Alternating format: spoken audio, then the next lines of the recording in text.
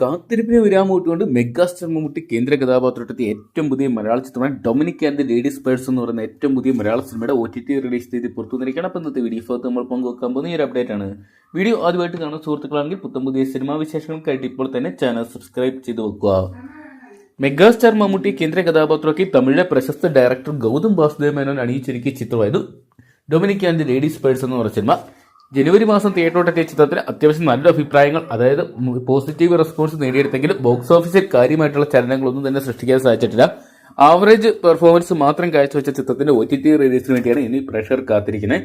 ഇപ്പോൾ ചിത്രത്തിന്റെ OTT rights എല്ലാം തന്നെ ഹോട്ട്സ്റ്റാർ സ്വന്തമാക്കി എന്നുള്ളൊരു അപ്ഡേറ്റുകൾ ലഭ്യമായിട്ടുണ്ട്. എന്നാൽ ഡേറ്റ് ഇതുവരെ കൺഫേം ആയിട്ട് വന്നിട്ടില്ലെങ്കിൽ പോലും മാർച്ച് മാസം ആദ്യത്തോടുകൂടി, അതായത് 7-ാം തീയതിയോടുകൂടി OTT പ്ലാറ്റ്ഫോമായ ഹോട്ട്സ്റ്റാറിൽ സ്ട്രീമിംഗ് നടത്താൻ പോകുന്ന ഇപ്പോൾ ഒരു അപ്ഡേറ്റ് ലഭ്യമായിട്ടുണ്ട്. എന്തൊക്കെയാണ് എത്രത്തോളം ജെന്യൂൻ ആണെന്ന് ഇപ്പോൾ പറയാൻ സാധിക്കത്തില്ല. എന്തൊക്കെയാണ് വരും ദിവസങ്ങളിൽ മമ്മൂട്ടി കമ്പനി തന്നെ ഈ ഒരു കാര്യം ഒഫീഷ്യലായിട്ട് അറിയിക്കുന്നു എന്ന് നമുക്ക് പ്രതീക്ഷിക്കാം.